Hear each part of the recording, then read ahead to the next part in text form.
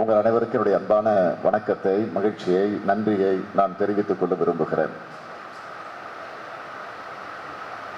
மறைந்த நம்முடைய அன்பிற்கினிய பழக்கடை அண்ணன் ஜெயராமன் அவர்கள் இல்லத்தில் நடைபெறக்கூடிய மனைவிடா நிகழ்ச்சி இந்த நிகழ்ச்சி. மாவட்ட கழகத்தினுடைய செயலாளர் நம்முடைய அருமை சகோதரர் ஜே அன்பழகன் அவர்களுடைய தங்கையினுடைய மகனுக்கு நடைபெறக்கூடிய மனைவிடா நிகழ்ச்சி இந்த நிகழ்ச்சி. மோகன், மணிமேகலை மோகனுடைய அருமை மகன் புகழேந்தி அவர்களுக்கும் சிவகாமி சிவகுமார் அவருடைய அன்பு மகள் நந்தினி அவர்களுக்கு நடைபெறக்கூடிய மனைவிடா நிகழ்ச்சி இந்த நிகழ்ச்சி. இந்த நிகழ்ச்சியில உங்களோடு சேர்ந்து நானும் பங்கேற்பதில், அதிலும் குறிப்பாக இந்த மனைவிடா நிகழ்ச்சிக்கு தலைமை பொறுப்பை ஏற்று மனைவிழாவை நடத்தி வைத்து மணமக்களை வாழ்த்தக்கூடிய ஒரு சிறப்பான வாய்ப்பை பெற்றமைக்கு நான் உள்ளபடியே மகிழ்ச்சி அடைகிறேன். நன்றி உரையாற்றிய நம்முடைய சகோதரர் அன்பழகன் அவர்கள் எல்லோருக்கும் நன்றி சொல்லுகிற போது எனக்கும் நன்றி தெரிவித்திருக்கிறார். நியாயமாக நான் தான் அவருக்கு நன்றி சொல்ல வேண்டும். காரணம், இந்த நிகழ்ச்சிக்கு வர வேண்டும் என்று என்னிடத்தில் கேட்ட நேரத்தில் நானும் உடனடியாக தட்டாமல் தேதி தந்ததையும் எடுத்து சொன்னார். மாவட்ட செயலாளருடைய இல்லத்தில் நடைபெறக்கூடிய திருமணம் என்பது ஒன்று. ஆனால் அதையெல்லாம் தாண்டி இங்கு உங்களிடத்திலே நான் வெளிப்படையாக எடுத்து சொல்ல வேண்டும் என்று சொன்னால், இன்றைக்கு நம்முடைய பாரதி இங்கே பெருமையோடு எடுத்து சொன்னார். பாரதி மட்டுமல்ல, இங்கே பேசிக் கொண்டிருக்கக்கூடிய நான் உட்பட எங்களை போன்றவர்களெல்லாம் இன்றைக்கு இந்த நிலைக்கு வந்திருக்கிறோம் என்று சொன்னால், நம்முடைய மறைந்த பழக்கடை ஜெயராம் அவர்கள் எங்களுக்கெல்லாம் தந்திருக்கக்கூடிய அந்த ஊக்கமும் உற்சாகமும் தான் இன்றைக்கு இந்த நிலைக்கு எங்களை ஆளாக்கி வந்திருக்கிறோம். நான் அதைத்தான் எண்ணி பார்க்கிறேன். நம்முடைய மறைந்த பழக்கடை ஜெயராம் அவர்களிடத்தில் எத்தனையோ சிறப்புகள் உண்டு. பணியாற்றுவதில், தொண்டாற்றுவதில், கடமையை நிறைவேற்றுவதில், கழக பணியாற்றுவதில், எல்லோரிடத்திலும் பழகுவதில், கழகம் என்று வருகிற போது எதையும் விட்டுக் கொடுக்காமல் தான் நினைத்ததை செய்து முடிப்பதில், இப்படி பல பெருமைகளை அவரை பற்றி நாம் எடுத்துச் சொல்லலாம். ஆனால் அதையெல்லாம் தாண்டி அவரிடத்தில் ஒரு மிகப்பெரிய பெருமை உண்டு என்று சொன்னால், நம்முடைய தலைவர் கலைஞரிடத்தில் போய் எதையும் உரிமையோடு தட்டி கேட்கக்கூடிய அந்த ஆற்றல், அந்த தெம்பு, அந்த திராணி நம்முடைய பழக்கடை ஜெயராமன் அவர்களுக்கு உண்டு. இன்னும் கூட சொல்ல வேண்டும் என்று சொன்னால், தலைவர் அவர்களே கொஞ்சம் யோசித்துத்தான், எல்லோரிடத்திலும் தலைவர் கொஞ்சம் கோபமாக கூட பேசுவார்கள். ஆனால் நம்முடைய பழக்கடை ஜெயராமனிடத்தில் நம்முடைய தலைவர் அவர்கள் கொஞ்சம் யோசித்து, கொஞ்சம் சிந்தித்துத்தான் பேசுவார்கள். ஏனென்றால் நம்முடைய பழக்கடை ஜெயராமன் அவர்கள் மனதில் பட்டதை அப்படியே வெளிப்படையாக எடுத்து சொல்லக்கூடிய அந்த தெம்பை, அந்த ஆற்றலை பெற்றவர். அது மட்டுமல்ல, மிசா என்ற ஒரு கொடுமையான சட்டம் உங்களுக்கெல்லாம் நன்றாக தெரியும். அந்த கொடுமையான அந்த சட்டத்தின் கீழ் கைது செய்யப்பட்டு திராவிட முன்னேற்ற கழகத்தை சார்ந்த 500க்கும் மேற்பட்டவர்கள் தமிழகத்தில் இருக்கக்கூடிய பல்வேறு சிறைச்சாலைகளில் அடைக்கப்பட்டிருந்த நேரத்தில், அப்பொழுது சென்னை சிறைச்சாலையில் ஒரு 100க்கும் மேற்பட்டவர்கள் நாங்கள் எல்லாம் அங்கே அடைக்கப்பட்டிருந்தோம். மறைந்த அமைப்பு செயலாளராக இருந்த அண்ணன் நீலநாராயணன் அவர்கள்,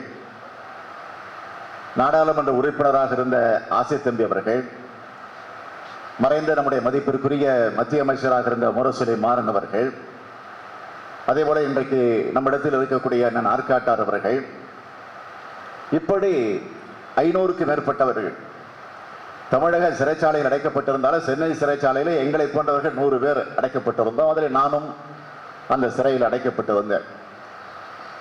அப்பொழுது சிறையில் அடைக்கப்பட்டிருந்த போது நம்முடைய இயக்கத்தில் இருந்து பல நன்மைகளை பெற்றவர்கள், பல பலன்களை பெற்றவர்கள், நான் பெயர்கள் எல்லாம் இங்கே சொல்லி விமர்சிக்க தயாராக இல்லை. இருந்தாலும் இந்த இயக்கத்தால் சிலர் பலன் பெற்றவர்கள் அவர்களும் சிறைக்கு வந்திருந்தார்கள். ஆனால் அப்படி பலன் பெற்றவர்கள் சிறைக்கு வந்த உடனே கொஞ்சம் அச்சப்பட்டு பயந்து கொஞ்சம் தன்னுடைய நிலையை மறந்து நாங்கள் இந்த இயக்கத்திலிருந்தே விலகிக் கொள்கிறோம், எங்களை விடுதலை செய்யுங்கள் என்று எழுதி கொடுக்கக்கூடிய சூழ்நிலைக்கு கூட சிலர் தள்ளப்பட்டார்கள். காரணம் அந்த அளவுக்கு கொடுமை சிறைச்சாலை நடந்துச்சு.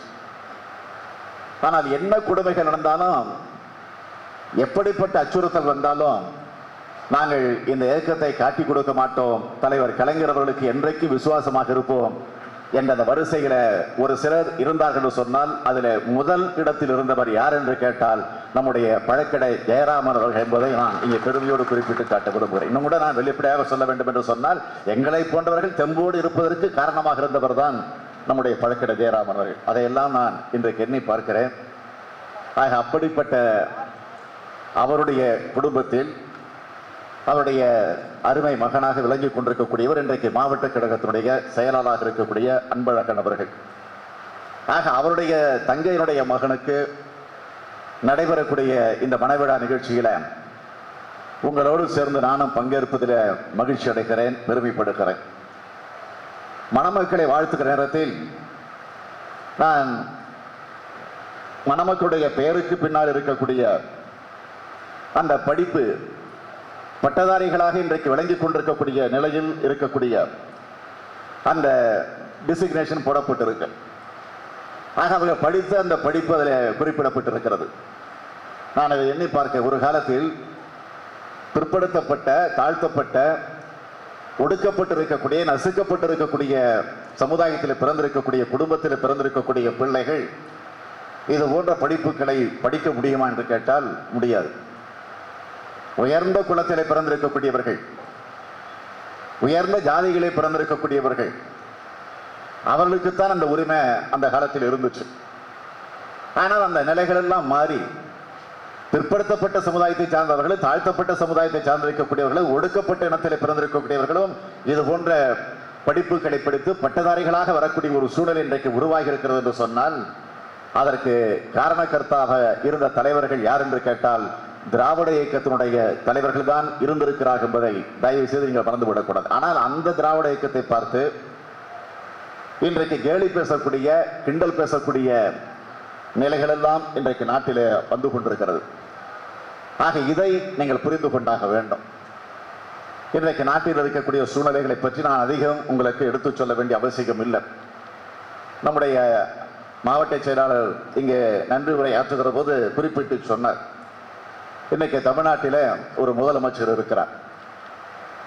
நீங்கள் மறந்திருக்க மாட்டீங்க, முதல்வன் என்று ஒரு திரைப்படம் ஒன்று வந்துச்சு. அதில் அர்ஜுன் தான் நடித்ததாக எனக்கு நினைவு. அதில் ஒரு முக்கியமான பகுதி என்ன என்று கேட்டால், ஒரு நாள் முதலமைச்சராக இருந்து வரக்கூடிய காட்சிகள் சித்தரிக்கப்படும். ஆக அது எப்படி சித்தரிக்கப்பட்டு ஒரு சினிமாவாக வெளிவந்ததோ அதுபோல இன்றைக்கு நாட்டில் ஒரு நாள் அல்ல, ஒரு மணி நேரம் முதலமைச்சர். இங்கே கூட நம்முடைய அன்பழகன் பேசுகிற போது வார்த்தையை கொஞ்சம் தவறுதலாக சொல்லிவிட்டார். என்ன என்று கேட்டால், ஒரு மணி நேரம் உழைக்கிறார் என்று. உழைக்கல, ஒரு மணி நேரம் வந்துட்டு போறார், அவ்வளவுதான். உழைக்கல. சட்டமன்றம் நடந்துகிட்டு இருக்கு, உங்களுக்கு தெரியும். கடந்த 24ஆம் தேதி சட்டமன்றம் கூடியது. 24ஆம் தேதி சட்டமன்றம் கூடிய நேரத்தில் அன்றைக்கு முக்கியமான ஒரு இரங்கல் தீர்மானம், மறைந்த முன்னாள் ஜனாதிபதி அப்துல் கலாம் அவர்கள் மறைவை ஒட்டி அவருக்காக ஒரு இரங்கல் தீர்மானம், அதை ஒட்டி இன்னும் சிலருக்கு இரங்கல் தீர்மானம் நிறைவேற்றப்பட்டது. ஆக இரங்கல் தீர்மானம் நிறைவேற்றப்பட்டவுடன் சட்டமன்றம் அன்று ஒரு நாள் ஒத்தி வைக்கப்பட்டது, மறைந்த தலைவர்களுக்கு அஞ்சலி செலுத்தக்கூடிய வகையில். அது நியாயம்தான். அதற்கு பிறகு 25, 26, 27 3 நாட்கள் சட்டமன்றம் நடந்திருக்கு. அதற்கு பிறகு 28, 29, 30 3 நாட்கள் விடுமுறை. அதற்கு பிறகு 31, 1, 2, 3, 4 சட்டமன்றம் நடந்திருக்கு. ஆக ஒரு 7 நாள் 8 நாள் சட்டமன்றம் நடந்திருக்குன்னா இதுல 2 நாள் சட்டமன்றத்திற்கு முதலமைச்சர் வரல. நான் எதையும் ஆதாரத்தோடு தான் பேசுவேன். முதலமைச்சர் ஜெயலலிதாவை போல வாய்க்கு வந்தபடியெல்லாம் பேச மாட்டேன். ஏன்னா தலைவர் கலைஞர் எங்களை எல்லாம் உருவாக்கி இருக்கிறார்கள். எனவே அந்த அந்த அடிப்படையிலே நான் ஆதாரத்தோடு சொல்றேன். 2 நாள் சட்டமன்றத்துக்கு அம்மையார் ஜெயலலிதா வரல. ஆக 6 நாள் வந்தார். அது எப்படி வந்தார் என்று கேட்டால், சரியாக சட்டமன்றம் காலை 10 மணிக்கு தொடங்கும். 10 மணிக்கு தொடங்கக்கூடிய சட்டமன்றம் முதல் அலுவல் என்ன என்று கேட்டால் கேள்வி நேரம். சட்டமன்றத்தில் 10 மணியிலிருந்து 11 மணி வரையில கேள்வி நேரம். 11 மணி என்று நிர்ணயிக்கப்பட்டிருந்தாலும் 11:15, 11:30, 11:45 வரைக்கும் கூட கேள்வி நேரம் போகும். அது சபாநாயகருடைய விருப்பம். சரியாக 10:50, 55 மணி அளவில் போயஸ் தோட்டத்திலிருந்து முதலமைச்சர் ஜெயலலிதா புறப்பட்டு விட்டார் என்ற செய்தி எங்களுக்கு கிடைக்கும். ஆக அங்கிருந்து புறப்பட்டு 11 மணி, 11:05 அல்லது 11:10 மணிக்கு வந்து சட்டமன்றத்திற்குள்ளே வருவார். வந்து உள்ளே அமருகிறார். அதுவும் உள்ளே வருகிற போது ஆளுங்கட்சியை சார்ந்த அதிமுக சட்டமன்ற உறுப்பினர்கள் எழுந்து மரியாதை செய்யிட்டு நாங்கள் வேண்டாம் என்று தடுக்கல. அது அவங்களுக்கு இருக்கக்கூடிய உரிமை. அதே போல அமைச்சர்கள் வேண்டுமானாலும் எழுந்து மரியாதை செய்யட்டும். ஏன்னா எழுந்து நின்னாதான் அந்த பதவி நிலைக்கும். அதுக்காக எழுந்து நிற்கட்டும், நாங்கள் கவலைப்படலை. ஆனால் சபாநாயகர் எழுந்து நிற்கிறார். சபாநாயகர் வருகிற போது முதலமைச்சர் ஜெயலலிதா எழுந்திருக்கணும். ஜெயலலிதா இல்லை, யார் முதலமைச்சர் இருந்தாலும் எழுந்திருக்கணும். இதுவரையில சட்டமன்ற வரலாறு என்னன்னு கேட்டீங்கன்னா, அது கலைஞராக இருந்தாலும் சரி, அண்ணாவாக இருந்தாலும் சரி, பெருந்தலைவர் காமராஜராக இருந்தாலும் சரி, பக்தவச்சலமாக இருந்தாலும் சரி, இவங்களெல்லாம் சட்டமன்றத்தில் இருக்கிற போது சபாநாயகர் உள்ளே வருகிறார் என்று சொன்னால் முதலமைச்சர் உட்பட அத்தனை பேர் எழுந்திருக்கும். ஆனால் முதலமைச்சர் வருகிற போது சபாநாயகர் எழுந்து இருக்கிற ஒரு கேவலமான நிலை இன்றைக்கு சட்டமன்றத்தில் நடந்துகிட்டு இருக்கு. இதை நீங்க புரிஞ்சுக்கணும். நம்ம விஜயகாந்தனுடைய துணைவியார் பிரேமலதா அவர்கள் கூட்டத்தில் பேசினதை நான் டிவியில பார்த்தேன். நாற்காலியே இல்லாம உட்கார்ற அமைச்சர்கள் இன்றைக்கு அதிமுக இருக்கிறாங்க. நாற்காலி இருக்காதான உட்கார்ந்து இருப்பாங்க. ரொம்ப அருமையான கண்டுபிடிப்பு. அந்த அளவுக்கு மரியாதை. எவ்வளவு கேவலமா நடந்துகிட்டு இருக்கு. நான் எதுக்காக சொல்றேன்னா, ஆக 11 மணி அளவில் வந்து உட்கார்றாங்க. உட்கார்ந்ததற்கு பிறகு இன்னும் 4 கேள்வி மிச்சம் இருக்கும். உட்கார்ந்த உடனே சபாநாயகர் மைக்க பிடிச்சிட்டு சொல்றாரு, கேள்வி நேரம் ஒத்தி வைக்கப்படுகிறது. கேள்வி நேரம் முடிஞ்சதற்கு பிறகு சட்டமன்றத்தில் என்ன பண்ணின்னு கேட்டீங்கன்னா, 0 அவர், நேரமில்லா நேரம். நேரமில்லா நேரம் என்பது ஒரு முக்கியமான பிரச்சனை. எதுவாக இருந்தாலும் எழுந்து, அதுவும் சட்டமன்றத்தில் முன்வரிசையில் இருக்கக்கூடிய எதிர்கட்சி வரிசையில முன்வரிசையில் இருக்கக்கூடிய பிறகு எழுந்து நின்றா உடனே சபாநாயகர் நேரம் கொடுக்கணும், பேசுவதற்கு அனுமதிக்கணும். யாரா இருந்தாலும் அனுமதிக்கணும். அதுதான் நேரமில்லா நேரம். ஆக அந்த நேரத்தை நாங்கள் பயன்படுத்தி எழுந்திருப்போம். நான், கம்யூனிஸ்ட் கட்சி, காங்கிரஸ் கட்சி, இப்படி எல்லா கட்சி தலைவர்களும் எழுந்து அவையில் எழுந்து நின்னா, உட்காருங்க, முதலமைச்சர் 110 விதியை பயன்படுத்தி அறிக்கை படிக்க போறார். உடனே சபாநாயகர் சொல்லுகிறார், சரி நாட்டுக்கு ஒரு முக்கியமான பிரச்சனை வரப்போகுது, ஏதோ ஒரு நல்ல திட்டம் வரப்போகுது, நாங்களும் அமைதியாக உட்கார்ந்தா முதலமைச்சர் எழுந்தில்ல, மன்னிக்கணும், உட்கார்ந்துட்டு தான் இப்போ உட்கார்ந்துக்கிட்டு ஒரு 7 நிமிஷம் 8 நிமிஷம் ஒரு 3-4 அறிவிப்பை, ஒரு 5-6 அறிவிப்புகளை படிக்கிறார். படிச்சு முடிச்ச உடனே அடுத்த நிமிஷமே சபாநாயகர் அந்த கடைசியில் உட்கார்ந்துருப்பாரு. சேக்கு தமிழரசன் ஆளுங்கட்சிக்கு துதிபாடக்கூடிய அந்த கூட்டணி கட்சியில் இருக்கக்கூடிய ஒரே ஒரு உறுப்பினர் எழுந்திருப்பார். அவர்களிருந்து தொடங்கி ஒரு புகழ் பாடுற சட்டமன்றம் நடக்கும். சட்டமன்ற விதிப்படி பார்த்தீங்கன்னா 110 விதியில 110 விதி எதுக்கு தெரியுமா சட்டமன்றத்தில் பயன்படுத்துறாங்க? ஏதாவது சட்டமன்றம் நடந்து கொண்டிருக்கிற போது ஏதாவது ஒரு அசம்பாவிதம், ஒரு விபத்து, எங்கேயாவது ஒரு சம்பவம், உடனே சட்டமன்றத்துக்கு தகவல் தெரிவிக்க வேண்டும் என்று சொன்னால் அதை பயன்படுத்தி கொண்டு முதலமைச்சரோ அமைச்சர்களோ 110 விதியை பயன்படுத்தி சட்டமன்றத்தில் அதை சொல்லலாம். அதை சொல்லுகிற போது அது ஆளுங்கட்சியா இருந்தாலும் சரி, எதிர்கட்சியா இருந்தாலும் சரி, யாரும் எழுந்திருச்சு அதை புகழ்ந்தும் பேசக்கூடாது, விமர்சித்தும் பேசக்கூடாது. அதான் விதிமுறையில் இருக்கு சட்டமன்றத்தில். அதான் மரபு, அதான் விதி. ஆனா அதெல்லாம் இன்றைக்கு மாற்றப்பட்டு உடனடியாக புகழ்ந்து பேசக்கூடிய அந்த நிகழ்ச்சி நடக்குது. அதற்கு பிறகு புகழ்ந்து பேசி முடிச்ச கையோட அடுத்தது உடனே அம்மா எழுந்திருக்கிறாங்க. முதலமைச்சர் எழுந்து சபாநாயகரை பார்த்து கும்பிட்டு நேரா கிளம்பி போயிடுறோம். ஆக வீட்டிலிருந்து 11 மணிக்கு புறப்பட்டு 11:10 சபைக்கு வந்து அதற்கு பிறகு 11:30 மணி வரையில அங்கே உட்கார்ந்து விட்டு அதற்கு பிறகு அங்கிருந்து எழுந்து தேவைப்பட்டால் தன்னுடைய அறைக்கு சென்று அங்கு ஒரு 10 நிமிஷம், 10 நிமிஷத்துல ஒரு 15 போட்டோ எடுத்துப்பாங்க. அந்த போட்டோவை எடுத்து வராத நாள்லையும் அந்த போட்டோ பத்திரிகையில் போட்டு வந்ததாக ஒரு செய்தியை போட்டுருவாங்க. அக்கிரமம் நடந்திருக்கு, இப்படிதான் நடக்குது. ஆக அதனால தான் நான் சொன்னேன், அந்த கூட்டம் அந்த நேற்றைக்கு முன்தினம் பல்லடத்தில் நடைபெற்ற கூட்டத்தில் நான் பேசுகிற போது சொன்னேன், 1 மணி நேரம் 1 hour சிஎம், இப்போ 1 day சிஎம் இல்லை, 1 hour சிஎம். ஆக அந்த நிலையில் தான் இன்றைக்கு தமிழ்நாடு போய் கொண்டிருக்கிறது. எனவே தான் 24 மணி நேரம் பாடுபடக்கூடிய ஒரு முழு நேர ஊழியராக பணியாற்றக்கூடிய ஒருவன் இந்த நாட்டை முதலமைச்சர் பொறுப்பை ஏற்க வேண்டும் என்கிற அந்த கருத்தின் அடிப்படையில் தான் நான் அங்கே பேசினேனே தவிர வேறல்ல. இதையெல்லாம் நீங்கள் புரிந்து கொண்டு வர இருக்கக்கூடிய சூழ்நிலையை நீங்கள் உணர்ந்து கொண்டு அதற்கேற்ற வகையில் உங்களுடைய பணியை நீங்கள் நிறைவேற்றி தர வேண்டும் என்று நான் இந்த நேரத்தில் உங்களை எல்லாம் கேட்டுக்கொள்ள கடமைப்பட்டிருக்கிறேன். எந்த கொள்கைக்காக, எந்த லட்சியத்திற்காக மறைந்த ஜெயராமன் அவர்கள் வாழ்ந்தாரோ அந்த வழி நின்று நம்முடைய மாவட்ட செயலாளர் அன்பழகன் அவர்கள் அவர் விட்டு சென்றிருக்கக்கூடிய அந்த பணிகளை எல்லாம் இன்றைக்கு அவர் அந்த பொறுப்பை ஏற்றுக்கொண்டு பணியாற்றி கொண்டிருக்கிறார். அவர் மாத்திரமல்ல, அவருடைய குடும்பத்தில் இருக்கக்கூடியவர்களும் இந்த இயக்கத்தின் மீது, தலைவர் கலைஞர் அவர்கள் மீது அந்த உணர்வோடு இன்றைக்கு அவர்கள் பணியாற்றி கொண்டிருக்கிறார்கள்.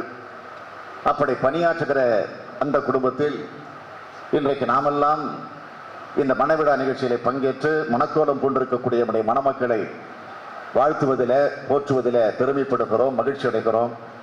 எனவே உங்களோடு சேர்ந்து நானும் மணமக்களை வாழ்க வாழ்க வாழ்க, புரட்சி கவிஞர் பாவேந்தர் பாரதிதாசன் எடுத்துச் சொல்லி இருக்கக்கூடிய வீட்டிற்கு விளக்காய் நாட்டிற்கு தொண்டர்களாக இருந்து வாழுங்கள் வாழுங்கள் என்று மனதார வாழ்த்தி இந்த நல்ல வாய்ப்புக்கு மீண்டும் ஒரு முறை நன்றி சொல்லி விடைபெறுகிறேன். நன்றி, வணக்கம்.